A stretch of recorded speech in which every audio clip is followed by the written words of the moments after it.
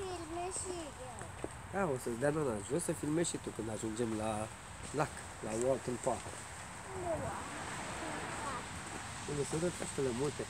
Uite, aici e Ferris. Ia? Am intrat la Ferris. Da, am intrat la Ferris, dar să vedem că trebuie să... Uite uricile cum au apărut ele. A apărut.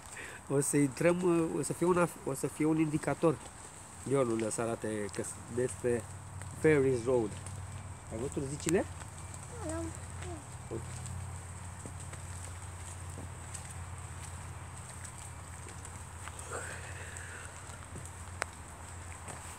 Unde sunt Ferris? Imediat ajungem. Probabil că în 100 de metri începe calea zânelor. I don't know, I'm not sure. Ok. I think 100 yards. Sunt Ferris pe aici. Imediat ajungem, Benulică. Dacă ai puțină răbdare, imediat o să ajungem. Alea sunt cireșe. Unde sunt cireșele? Alea. Le vezi? Alea. Astea? Astea sunt cireșe? Nu, sunt fructele de care spuneam eu, sunt comestibile, dar nu știu cum se cheamă copocelul.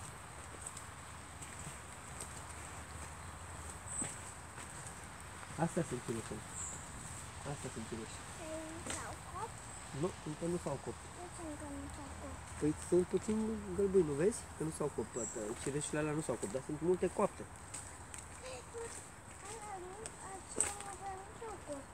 Acele mure nu s-au copt, da?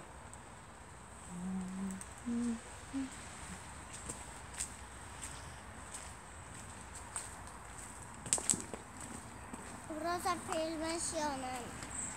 Da, imediat ce ajungem la lac. Come down. Hai, Take the car. Nu capul lui Gabi. Drumul, da?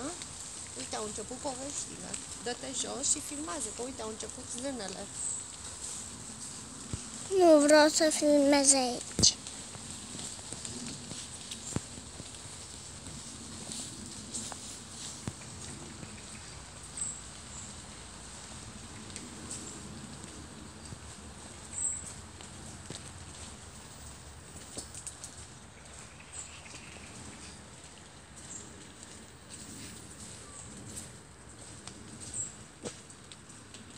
Pe căsuțele. Se filmez căsuțele și pășura. Asta nu e căsuțe, astea nu sunt căsuțe, astea sunt ferme. Da, și aici ce avem aici? Ce este asta? Păducel, care nu s-a făcut. Uite acolo zânele. Țânele. Pardon. Uite cum au apărut aceste fructe.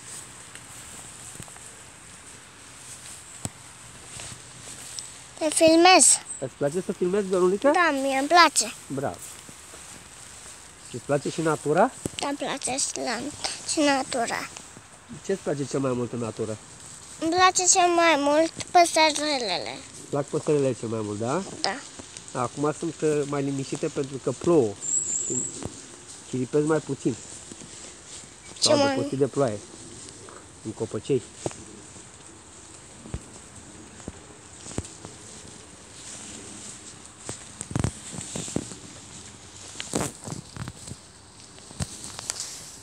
Filmează drept masă? Nu contează, dacă lui îi place, e bine.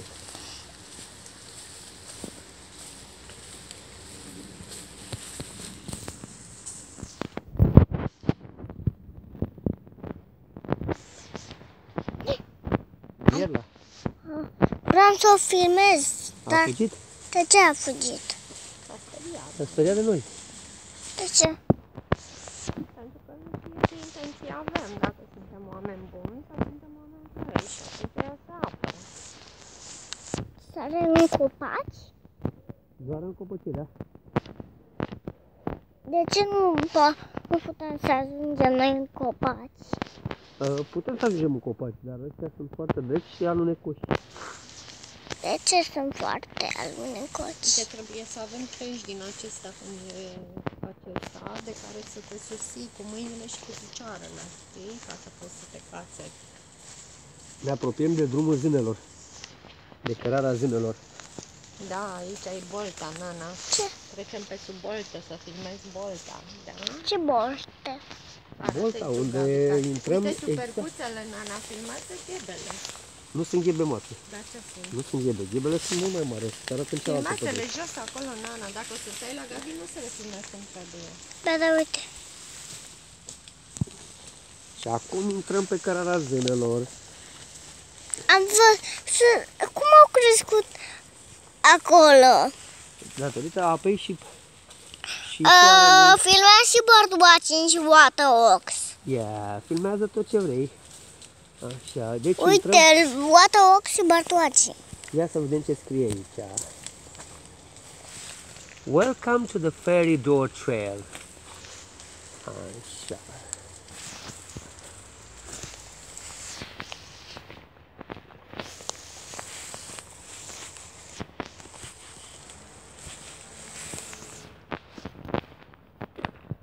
Filmez totul. Așa trebuie.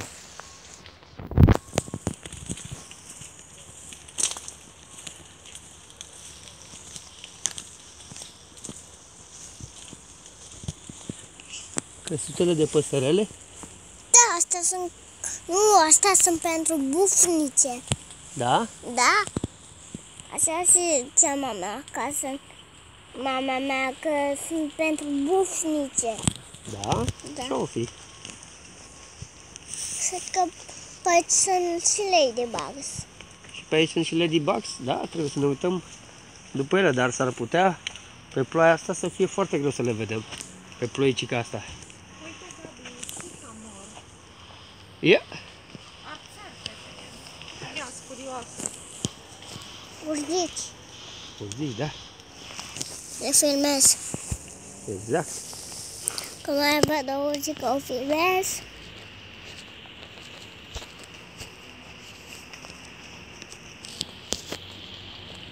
Pe unde ajungem? La Walton Park. La lacul da, lacul plin de rățuște, acolo ajungem. Să fii atent la crengi, da? Nu pe aici. Ușor, ușor. Să nu plouă atât de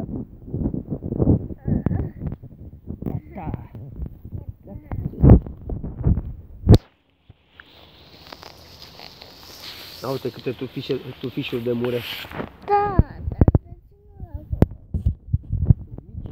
N-a fost prea mult soare la ele.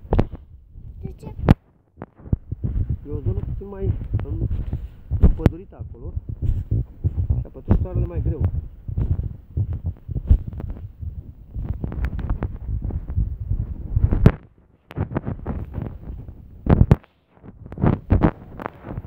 Uite pajiște frumos.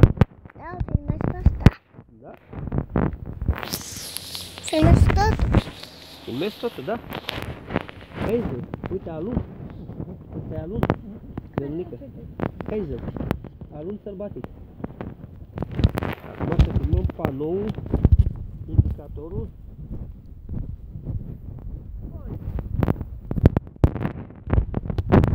Ia, să vedem indicatorul.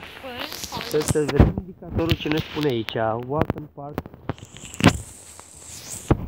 Poți să filmezi indicatorul? Deci aici avem vulpițe, arici, iezure, liliac și buvniță. Bufniță. Și vulpița. Și vulpițe, am spus de vulpiță prima dată.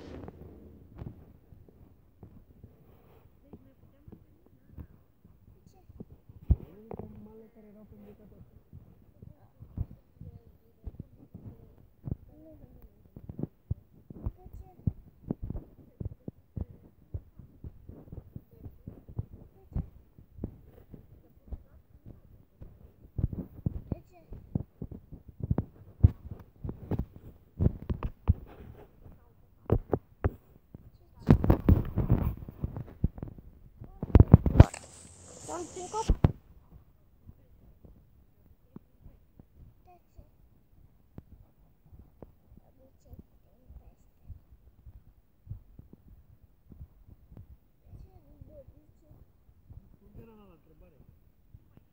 De ce de obicei când pește? Pentru că acolo se pot apăra. Nu se poate să-i atace în pește. E greu să ajungem în pește, nici măcar nu știm unde sunt. De ce? Ele sunt în locuri mai ferite de privirile oamenilor. Pârâu, uite pârâu, trecem pe poduleț. Păi, nu, păi să ai grijă. Am mare grijă, da? Am mare grijă. Pentru ce? Au, ce frumos e pomișorul. Putem aluneca, Nona, că uite cât noroi e pe ea. Filme și murele. Exact. S-au făcut? Asta nu de aici, din zona asta. Cherry ciuleș. Uite ce frumos e. Păi din ce zonă se fac? În zona asta. Sunt foarte mulți cireși în zona asta. Uite castelul, să filmez castelul zilelor. Pe cine l-a făcut? L-au construit copiii. Păi, de ce asta nu sunt gunoaie? Nu sunt una, e un castel făcut din carton pentru